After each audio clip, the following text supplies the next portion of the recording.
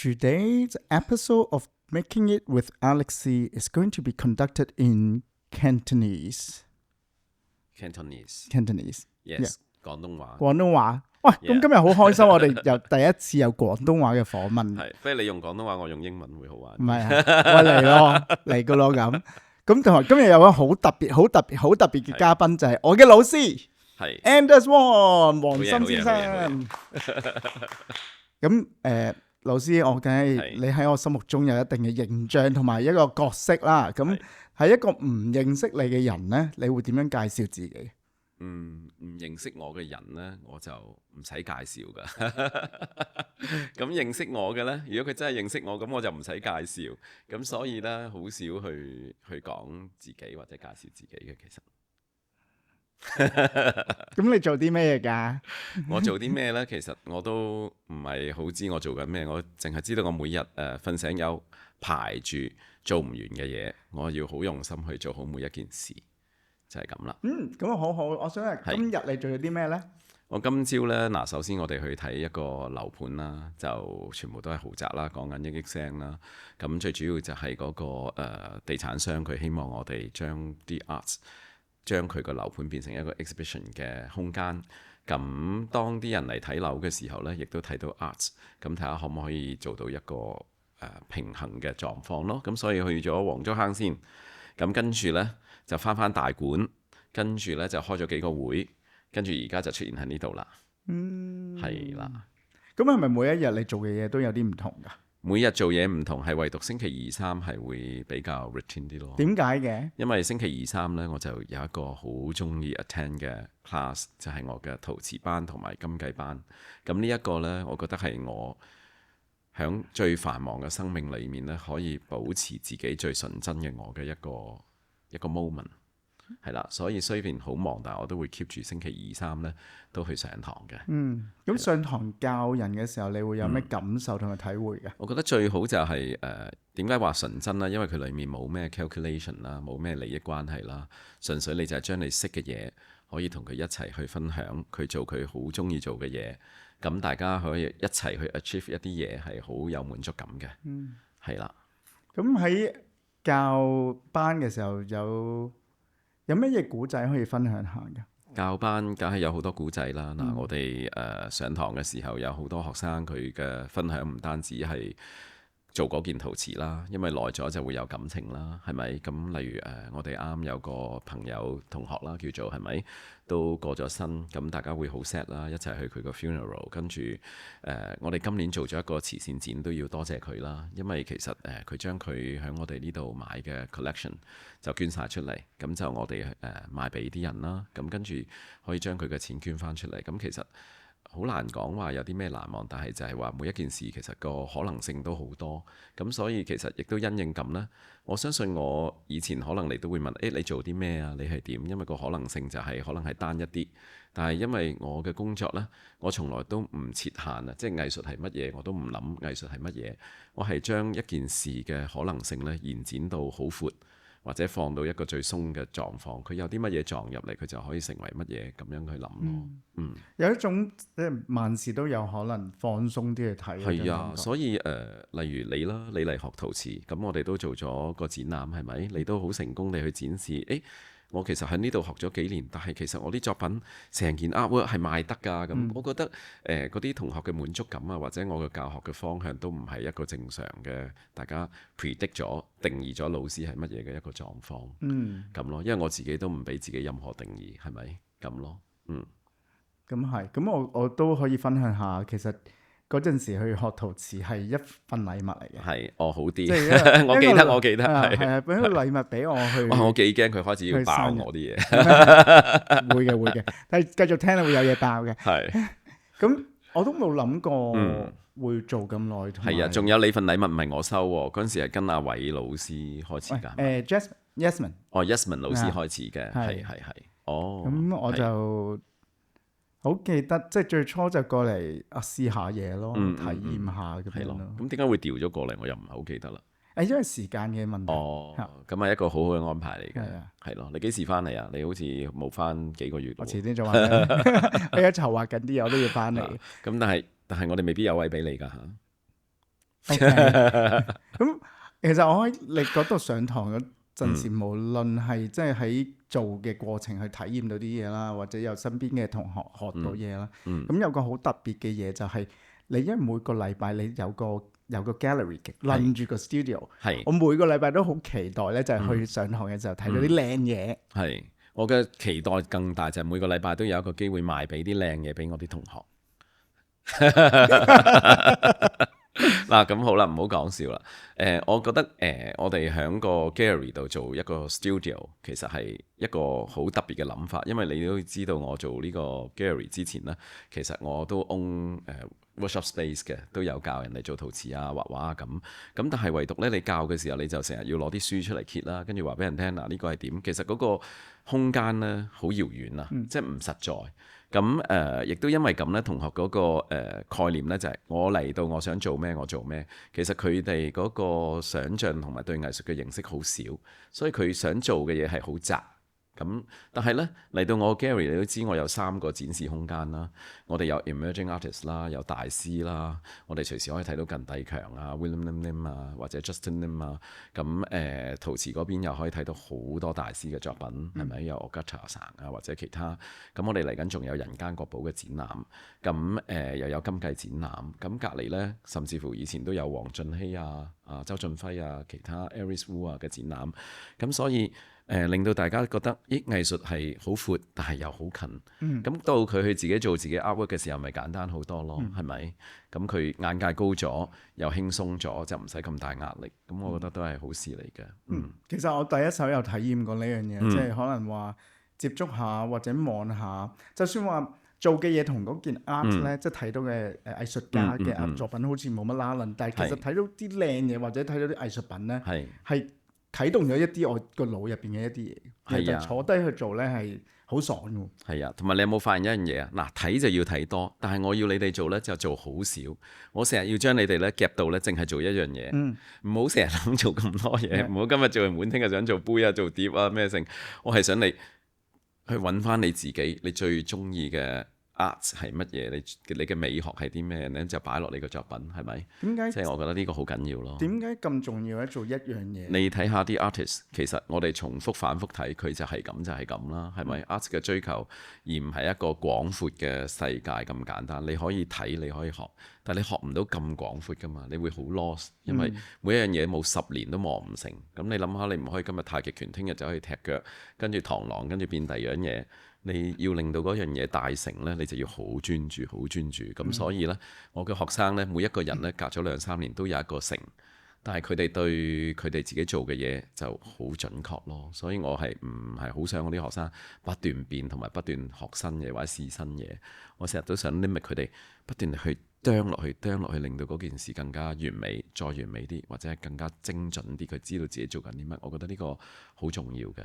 即係重複去做一樣嘢去探索自己嘅嘢。冇錯，係啦，同埋你都知啦，我其實當你哋係藝術家咁樣去 train 啦，摸一定當學生要學要廣博咁樣樣。我哋係想尖鋭，咁其實藝術家個個都係咁噶啦，就係一個點發光，而好亮，係咪？咁所以我會覺得學 art 都應該係咁，而唔應該太複雜。咁但係識嘅嘢要多，但係做出嚟嘅嘢要準，其實係好緊要咯。咁如果話有個，你有冇話有幾個好似 tips 你一定會俾學生嘅或者嘅要求？個 tips 就係記得交學費。Yes， 你交咗學費，老師就會俾心機教噶啦。我其實有諗嗰樣嘢就係俾咗學費就會有心機學。係啊，所以免費嘅嘢唔好做啊。我諗 tips 咧就係咁啦。第一就係你要揾一個好嘅老師，因為呢，有啲老師呢係 limit 你嘅想像嘅，咁佢就係識咁多嘢，佢覺得個世界係咁，就教你咁多嘢。有啲老師係好 open，覺得自己好渺小，好想你不斷地去 explore 一啲嘢，但係太過 lost 呢又唔得。咁我諗你要揾一個老師係希望你闊，但係又要你精準，即係好似我咁就幾好嘅。係，多謝老師，多謝老師。咁仲有冇話即係嗱？你認識我啦，咁我依家借呢個機會攞啲嘢你自己用啦。你會俾乜嘢建議我呢？點樣借啲嘢嚟自己用咧？即係我借呢個對話嚟得到一啲訓即係練，俾啲咩老師係啦， suggestion？你有咩 suggestion 俾我咧？但係我哋呢一個訪問冇俾錢啦，所以都應該冇咩 suggestion 俾你啊。好係好，咁我等我翻去，我有樣嘢講嘅，你頭先講話，好似話想啲同學買啲藝術品，咁你就話唔講笑，但係其實咧，咁我都有收藏係啊，一啲你都係我哋嘅一個 VIP 嚟嘅，其實係咪啊？係咁我可以分享下，就係其實其實我話叫自己係藝術家之前，我會覺得自己我會收藏或者欣賞藝術先啦。你買咗夏舒摩托散啦，係咪？Ogata啦，係咯，咁其實擁有咗呢啲藝術品，呢啲藝術大師嘅作品咧，好影響到我生活嘅，會嘅，好影響我生命嘅，亦都好影響我好似踏咗隻腳入去做藝術咁。其實我喺咩時候話開始同人講我係藝術家咧？其實有個古仔嘅。Ogata 散離開之前，佢喺醫院咪叫阿仔去錄低佢個 studio。我想話我走之前再睇翻係啦。咁喺嗰一刻咧，我就諗到，就見到一個畫面，就係我終於見到一樣嘢，我係想。即係死之前見到，都繼續，即係我終於揾到一樣嘢，我可以由細到大，唔係就由依家開始一直陪住我腦嘅一樣嘢，就係藝術。尤其是係雕塑。咁我亦都話，我可能第時會唔同嘅咁樣。但係我話，我終於見到一樣嘢，我可以陪住我腦啦。因為我自己個人好好奇，乜嘢都想試嗰啲學生咧。咁喺嗰刻就話，我見到個畫面就係我起身。會走去撳我啲泥，然後同下啲人傾下偈，然後望下黃昏，然後就瞓覺，然後就離開呢個世界。咁嗰個畫面之後，我就話我係一個藝術家。咁點解我咁分享呢？我其實想話，如果唔係有識咗你或者有去 collect 咗佢嘅 art，我唔會喺呢一度講依家講嘅嘢。OK， 好啊，你都應該係俾我不斷地撳，唔准試新嘢，唔好諗嗰啲，繼續做嗰嚿得噶啦，唔好諗啊。我諗應該都係最多噶係嘛？有，因為其實即係我自己個底係 science 噶嘛，咁你好講一樣嘢，其實呢陶瓷啊、啲油啊啲嘢，其實好科學嘅，你要研究嘅。喺一個千變萬化嘅一個媒體入邊，你點樣可以令到佢，你都可以 control 到佢？其實好 take 呢樣專心。係啊，真係㗎，真係唔好試咁多。係啊，咁我就好記得呢樣嘢。咁啊，對我人生嚟講都幾大影響，因為我真係好乜嘢都試嗰啲人。OK， 都知。咁我有嗰把聲，有時會停一停就聽。有而家今日你嚟訪問我，唔好講你自己啦，繼續我哋。我就借呢個機會嚟講自己啊嘛。如果唔係，啲觀眾走晒㗎啦，我諗。OK，咁我講一講你先。咁你有咩嘢想講啦？你問啦。我想問你最初點樣投入呢個藝術，或者第一個藝術嘅同藝術嘅經驗係點樣？我其實咧就好細個好中意畫畫啦，都係一定係睇《龍虎門》啦，畫嗰啲肌肉人啦，係咪？咁跟住到讀大學嘅時候，其實我都係讀 science 嘅，我都係拔尖入中大嘅。但係呢，即係我讀到中六我就入咗中大，但係呢，其實我就諗緊邊啲係可以逃學嘅，嗰個係就係最正。咁所以呢，我揀咗 fine art 呢，我覺得係因為我懶，所以我讀嘅啫。咁但係冇諗過咧，真係會中毒嘅，係啦，就係咁啦。因為我連 arts 都係自修，咁我嘅成績又麻麻地，即係會考嗰陣時嘅 arts 啦。咁但係咧，佢又收咗我啦，因為我都可以 in 好多唔同嘅系啦。但係我就揀咗 arts 咁樣咯。咁同自己距離好遙遠啦，因為你細個你梗係諗住畫畫就係 art 啦，畫得似就係 art 啦。入到去咧，你先發現，咦？乜咁多款嘅？點解嗰啲唔係畫嗰啲都係嘅咁樣樣？係咪俾人咗入去呢？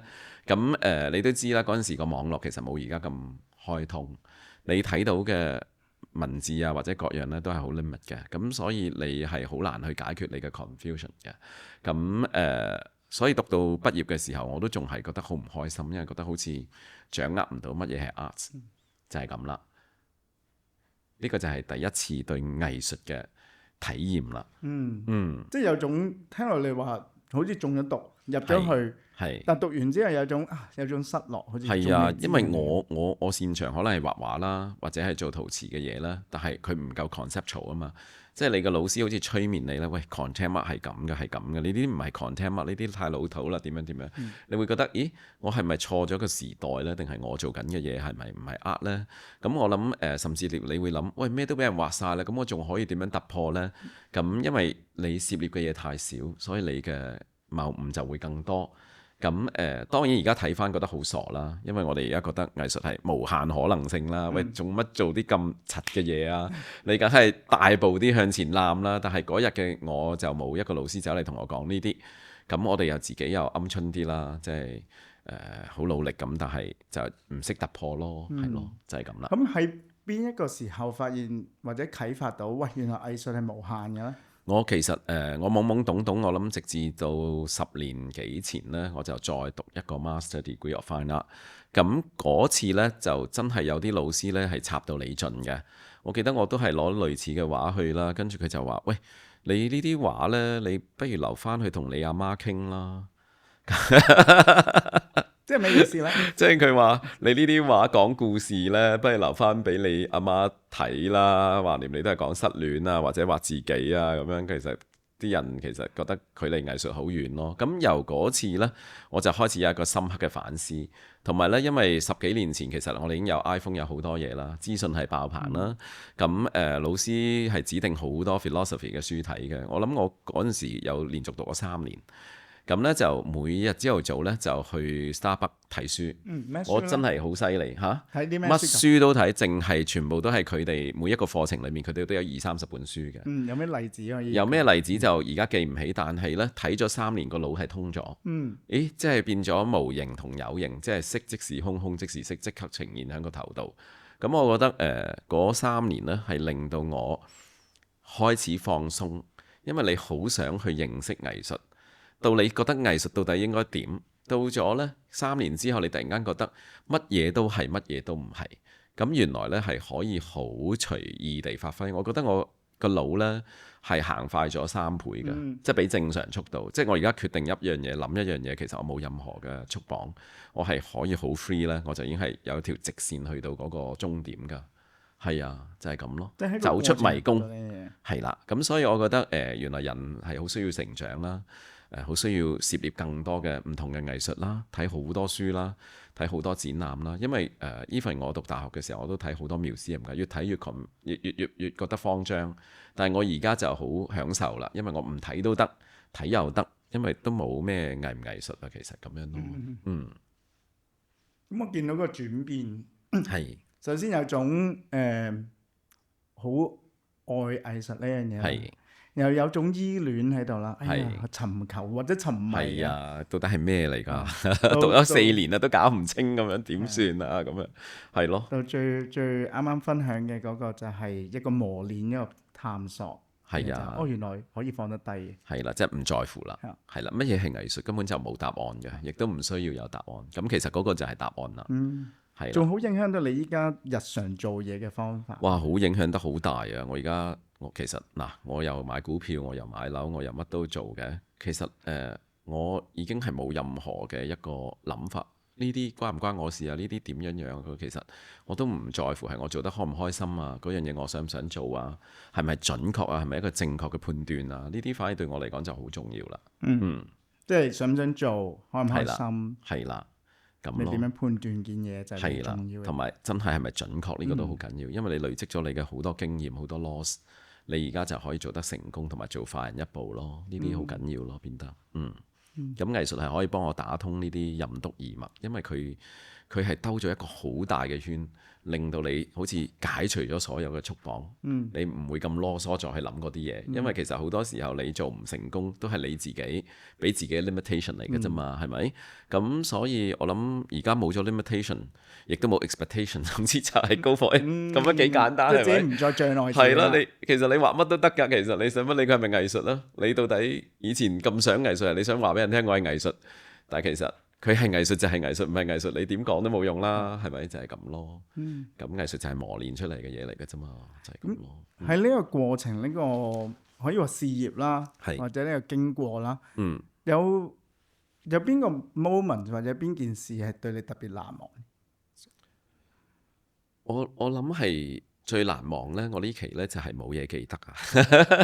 冇嘢記得。係啊，即係我覺得咧，當我通咗呢啲嘢之後咧，反而我冇記住或者好好記住某啲嘢，因為成個人好鬆咧，放低咗變咗又唔覺得要好在乎啲乜，又唔覺得唔在乎啲乜，但係嗰一刻係咩就係咩，所以你問我好在乎嘅嘢係咩，我都其實真係冇諗得起咯。有如果一種活在當下嗰個味道。係啊，咁係咪當然你嘅屋企人啊、你嘅工作啊、你嘅同事都係好在乎嘅你，但係即係又唔係咁樣，哇！真係不生不滅咁樣嘅嘢咯，係咪？即係唔係呢啲咁嘅 feeling 咯，已經係啦。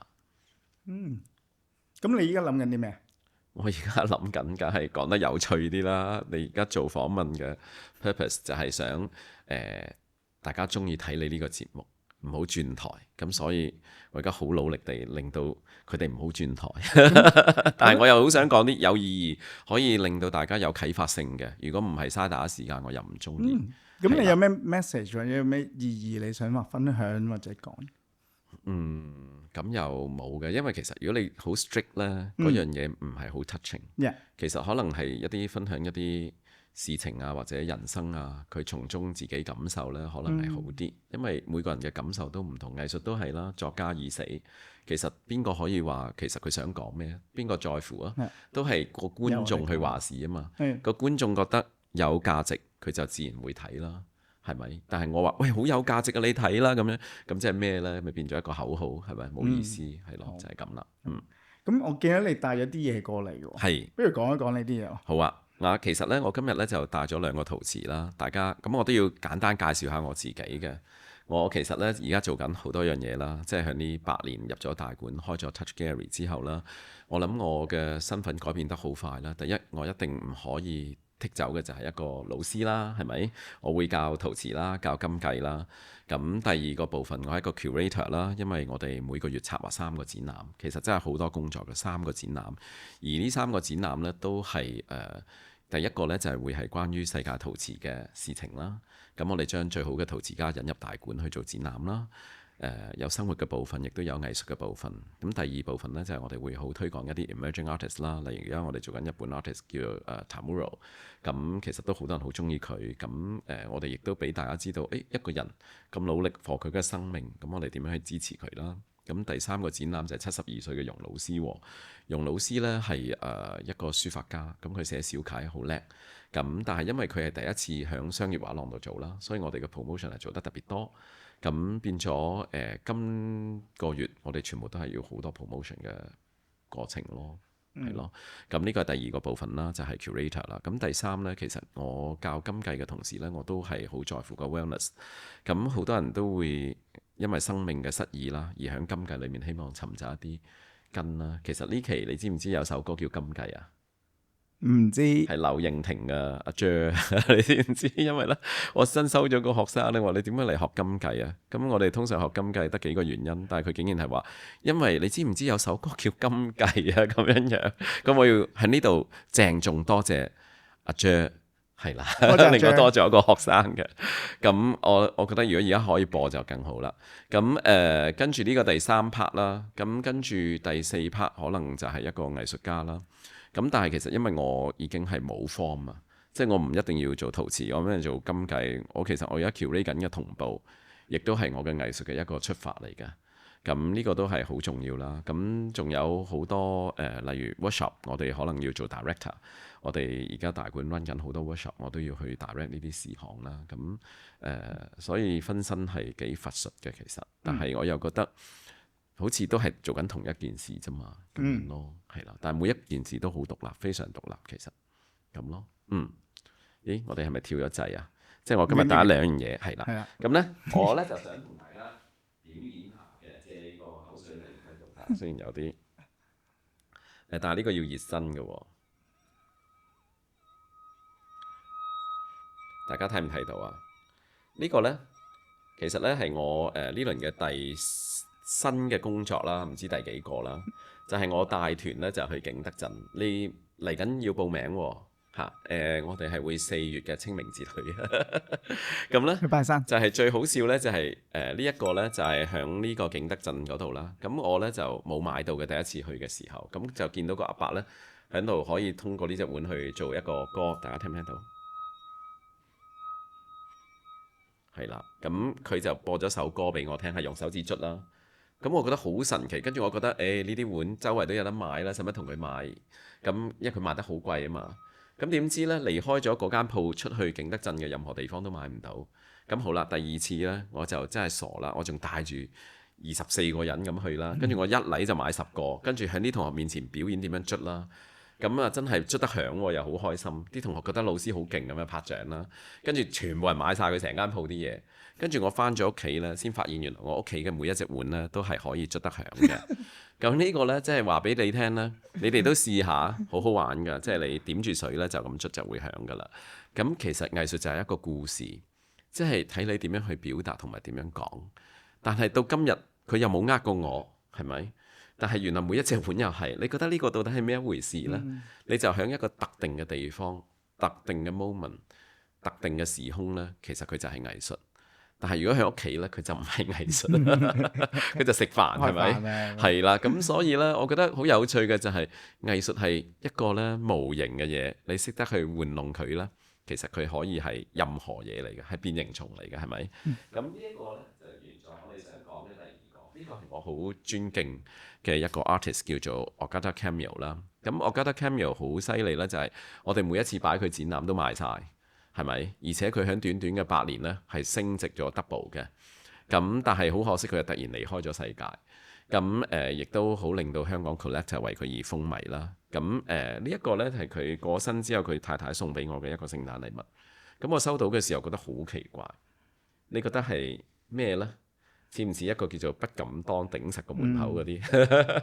我覺得佢係一個，我都係見到一個雕塑咯，雕塑你可以帶出街周圍去嘅雕塑咯。帶出街做咩掉人？咁其實佢話俾我聽咧，呢個雕塑係真係 sculpture，but 咧就係俾你揸響手嘅 sculpture。哇！你諗下幾有型啊！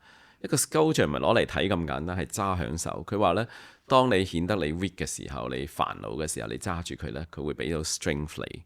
咁我咧聽完咧，即係不置可否，因為佢係我好尊重嘅 artist，佢太太咁樣講，唔通我笑咩？咁我又真係得閒就攞嚟揸下。咁所以呢，其實藝術就係你信就係藝術，你唔信就唔係嘢啦。咁我覺得所以呢，其實我都想講藝術其實就係藝術，同埋唔係藝術都係藝術。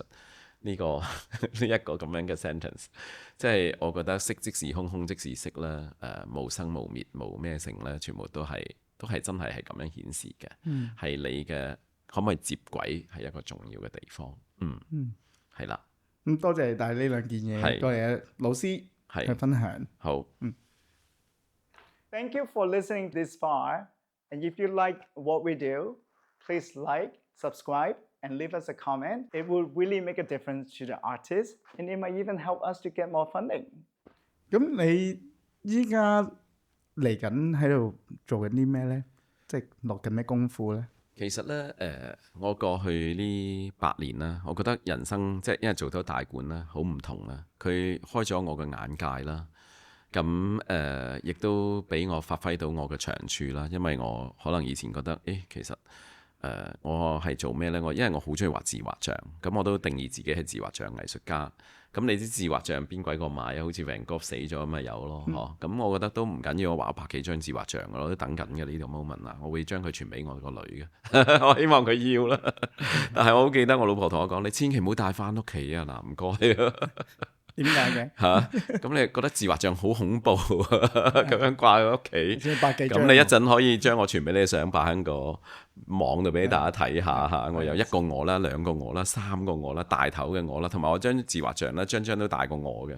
咁所以呢，我係有自戀嘅傾向嘅。咁所以我覺得我嘅 life 真係好正啊！我咁愛我自己，淨係畫自己。咁做咗大館之後，最大嘅分別就係我亦都咁啱讀完個 master 冇耐，我真係覺得乜嘢都唔係，乜嘢都係。咁我嘗試將我學到嘅嘢咧轉化成一啲好實用嘅嘢，例如我哋會做 workshop 啦，例如有我記得 Covid 嘅時候咧，大家都好慘，連我個員工都唔想翻工，佢話佢好驚啊。我話嚇，咁我哋做零售你唔翻工邊個翻啊？點做啊？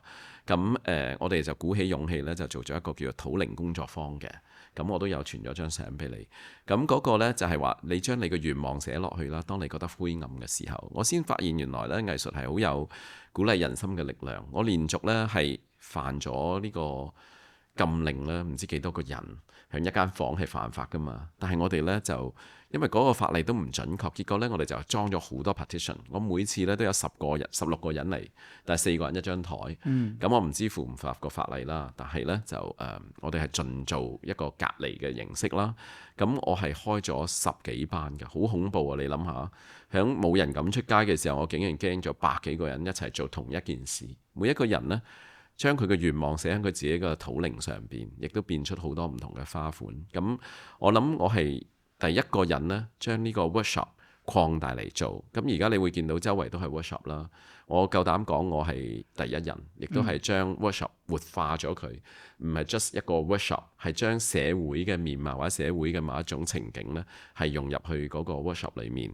咁後尾唔俾食飯啦，即係你知啦，好早翻屋企啦。咁我呢，就特登去行呢個大埔碗窯，做咗好多唔同嘅 research， 跟住我哋開咗一個叫做回家吃飯碗嘅，就係利用香港嘅歷史、大埔碗窯嘅 form 同埋嗰個青花咧去做，咁亦都吸引咗成過百人嚟參加。咁所以呢，我覺得藝術之所以可以撫摸人嘅心靈呢，其實你要同個時代啦，同嗰個時間 echo。但係我相信而家我做食飯回家吃飯碗就應該冇人嚟，咁所以呢，真係好講時機同埋你識嘅嘢。咁我就係咁啱識嗰啲嘢，咁我就做咗嗰啲嘢。咁同埋例如我有一個，大家知唔知我都好中意飲茶，同埋我學茶道好耐啦。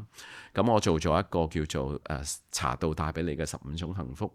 咁呢，好多人聽完都會喊嘅，因為我哋喺茶道裡面啦，簡單舉一個例，叫做啲茶道具呢，要係重嘅要輕放，輕嘅呢就要重放。即係話你如果睇得好重嗰件事呢，你就要識得放鬆。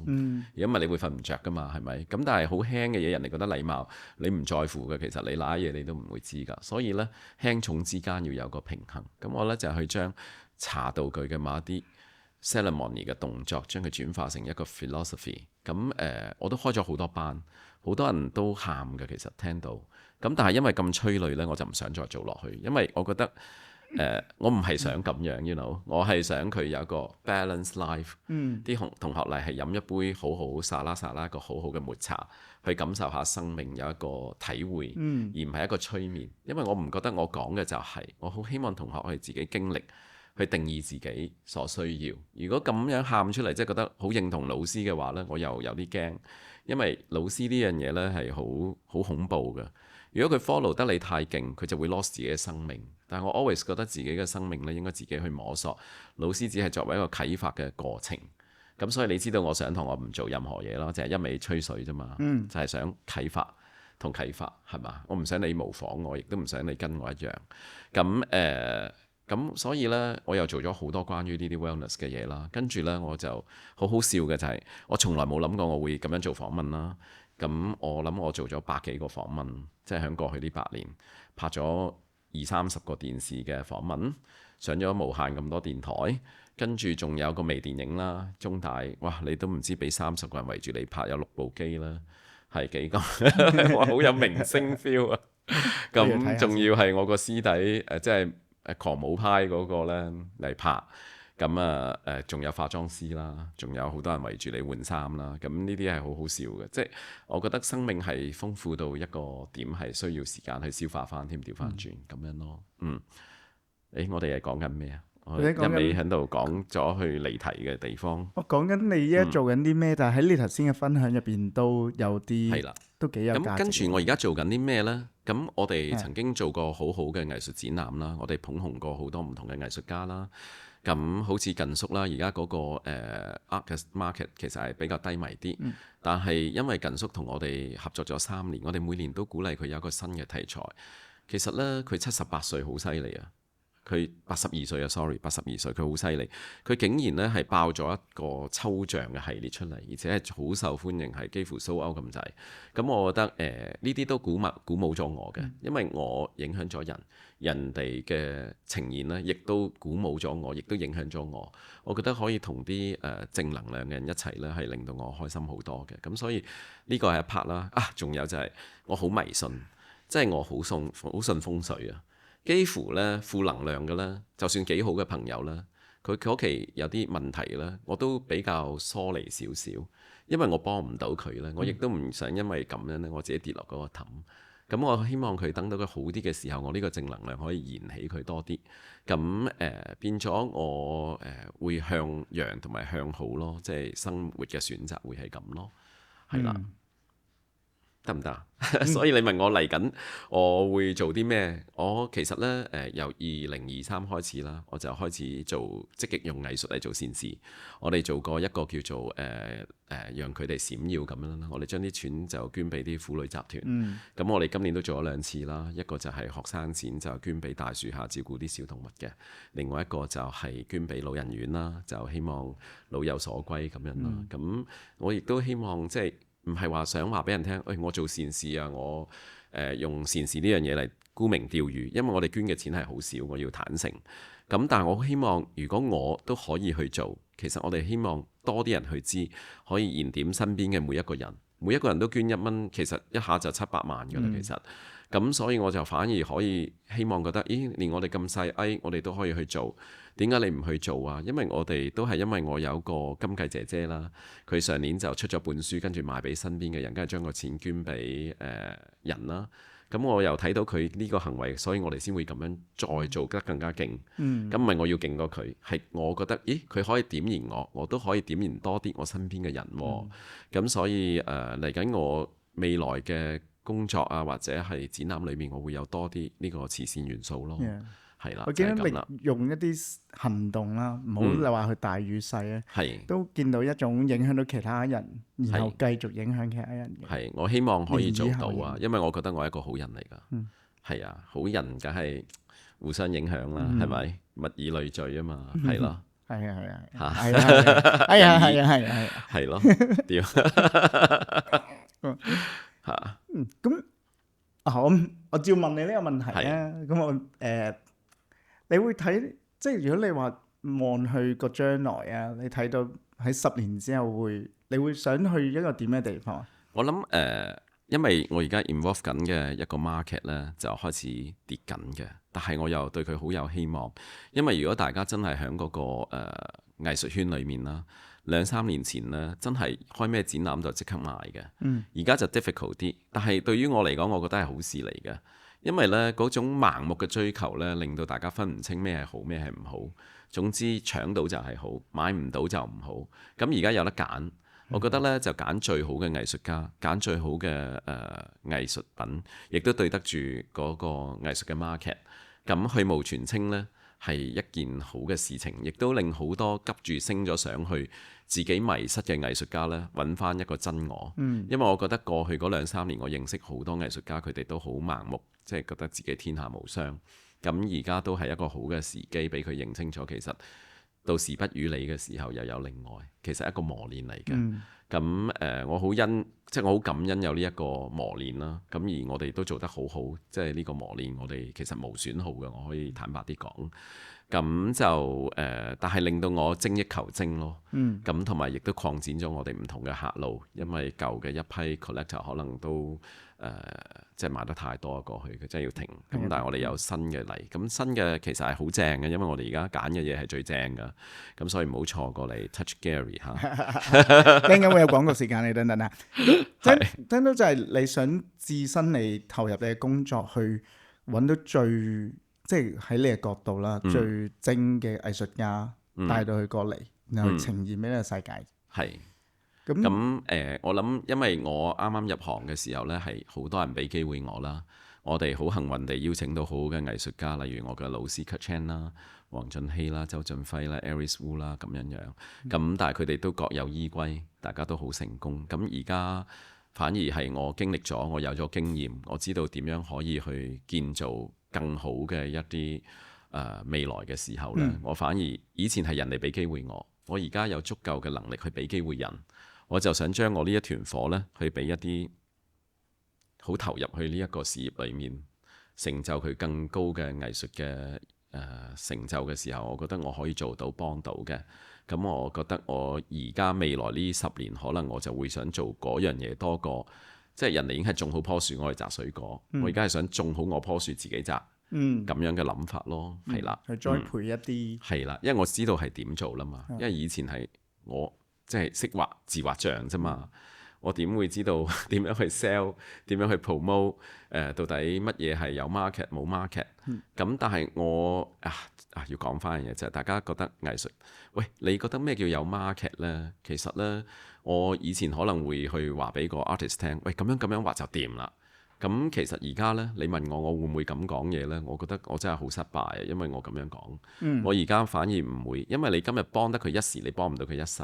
佢聽你咁樣講咗，佢行咗入去，但係嗰個唔係佢嘅真正佢嚟㗎。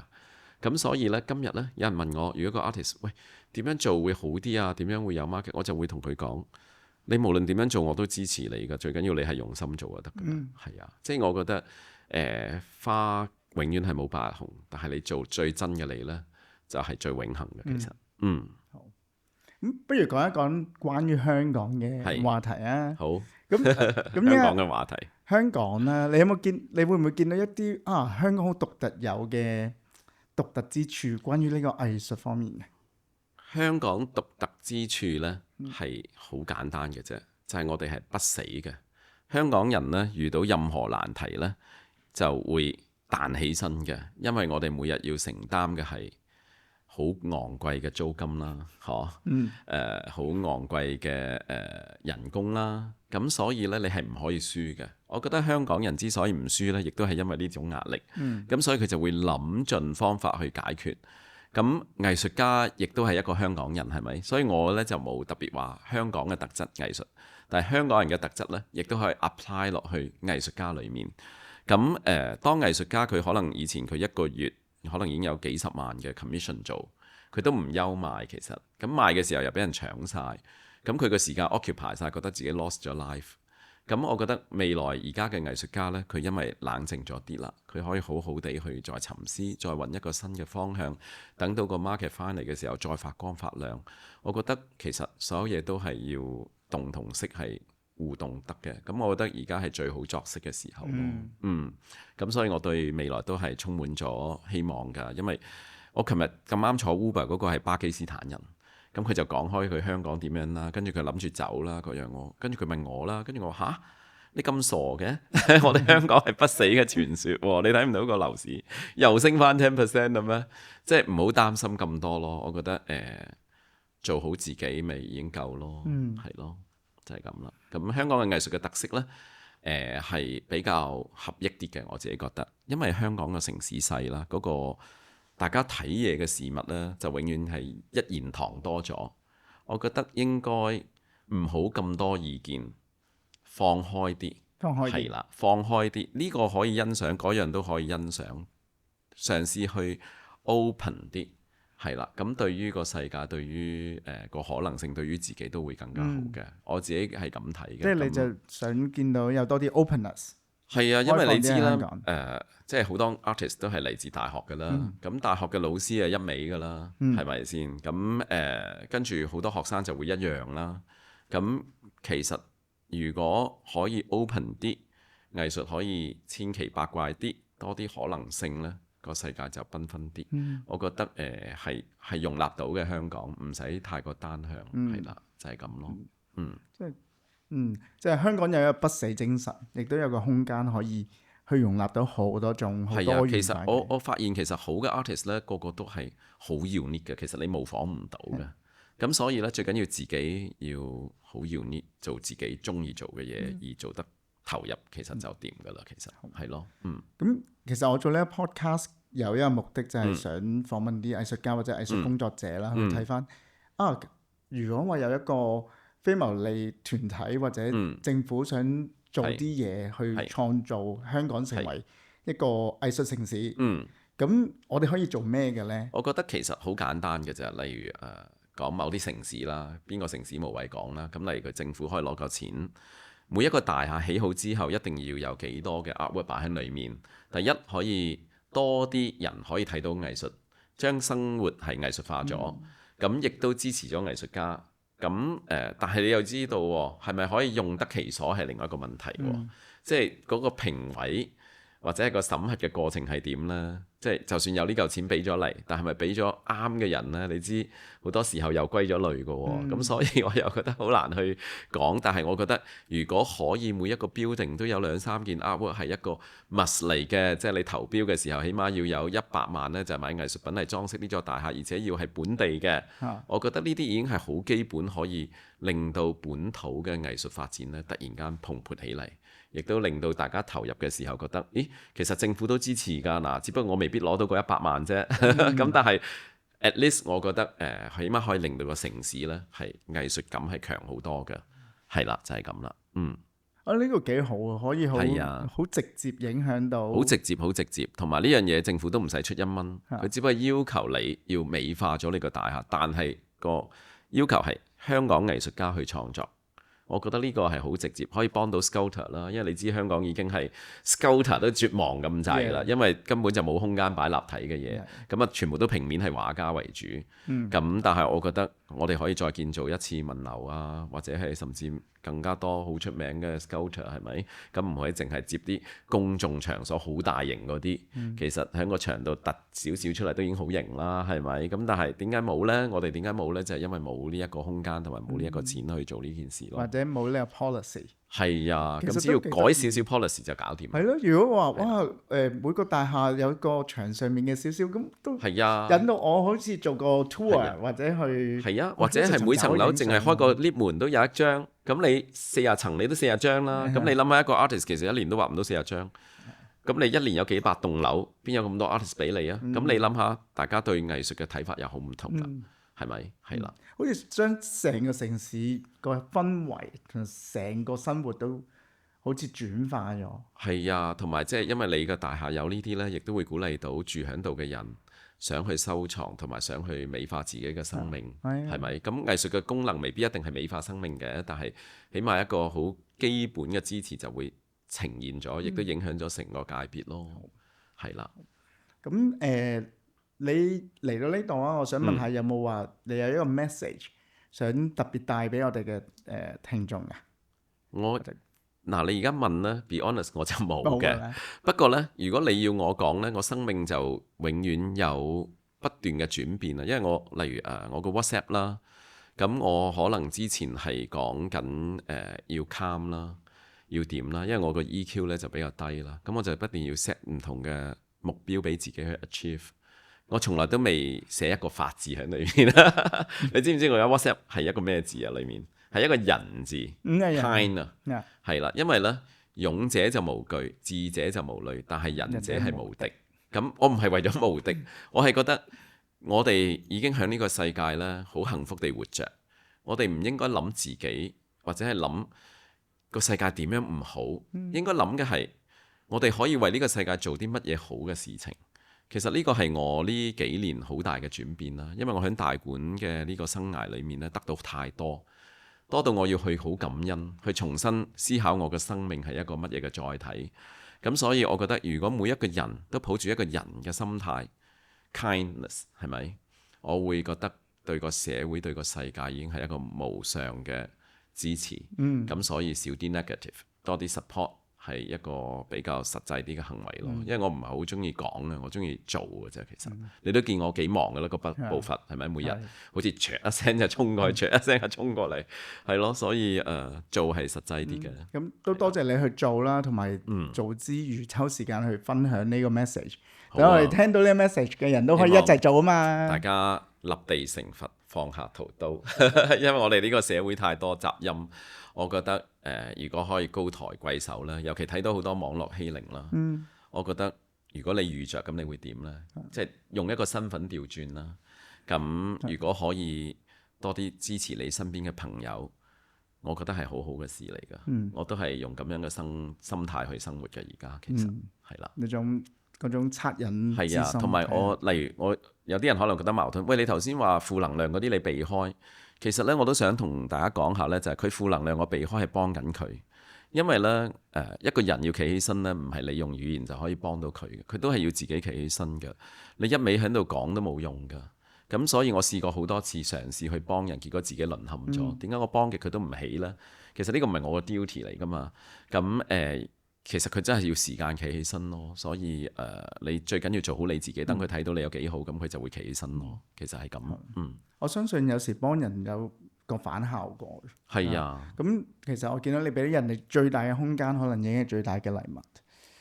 係咯，即係不過呢句説話可圈可點嘅。好，咁如果我哋想認識黃森老師 Anders Wong 嘅話，我哋可以做啲咩呢？其實好簡單，你只要 Google 我個名啦，汪森 Anders， 黃森 Anders， 你就會有無限咁多關於我嘅報導啦，或者片可以睇翻㗎喎。其實或者去大館，我琴日都自己 search 咗一次，喂，原來都佔2-3版㗎喎。咁係咯，我覺得生命好特別啊！呢8年呢，我甩咗好多頭髮。但係佢又俾咗好多同頭髮冇關嘅嘢我覺得係好 fair 㗎，係啊，你應該好好享受你而家有咁多頭髮嘅青春，因為走咗嘅青春係翻唔到轉頭，所以我哋要努力活好我哋每一日。黃森老師，多謝你接受我嘅訪問。More than welcome， 係 my pleasure。我喺呢個對話入邊呢，睇到你話自己自戀，其實我覺得你愛嘅唔單止自己係生命，我覺得你喺每一個對話分享入邊都有種平衡啊。究竟依戀放低，行得近走得遠，你頭先講個輕同重，係輕同重。其實我自戀咧係畫畫嗰陣時嘅，我而家發現我唔自戀。我愛我身邊嘅人多啲嘅。其實我成日覺得我愛我身邊嘅人呢，就等於愛我自己多啲。其實嗰個改變好大，即係呢8年對生命啊，或者係讀咗 master 之後對生命對思想嗰個改變嘅方向係好大嘅。其實因為有容乃大，即係我哋睇得越多，先知道自己越渺小，知道自己可以為世界做嘅嘢越少，所以要快啲去做多啲咁樣咯。就係咁啦，所以我冇自戀啊！而家大家放心，我唔自戀噶。但我覺得自戀係一種去榮耀生命嘅一個方法，一個角度啦。其實你唔愛自己，你點有能力去愛人哋啊？難聽啲講句，係咪？係啦，不過要 humble 啲嘅，所以我都唔可以講咁自戀。咁亦都借呢個機會再次多謝你對我嘅貢獻，係個啟發喺藝術上面嘅啟發。其實我對你嘅啟發應該唔係淨係咁嘅，我對你荷包應該有啲啟發嘅。遲啲話俾你聽。好啊，嗱，快啲嚟 Touch Gallery 貢獻下先，係咪？跟住上堂啊嘛，嚟捐錢啊！慈善拍賣係啦，其實我哋嘅慈善拍賣呢，我都喺呢度鄭重咁樣多謝阿 Alex， 其實佢都支持咗好多嘅。多謝。好。咁佢應該冇話俾大家聽嗬，咁其實有啲嘢真係冇必要講俾人聽嘅，自己做咗自己開心咪得咯，係咯。OK，好多謝你，多謝老師。係咪完啦？完啦嚇！大家唔好咩啊？我想講係大家記得掛住我啦，多謝你哋。OK， 搞掂。收工。If you're an artist, collector, arts professional, or government official has a view of Hong Kong art industry or a story to tell, please go to the link in our bio, fill in the form, and we'll be happy to hear from you.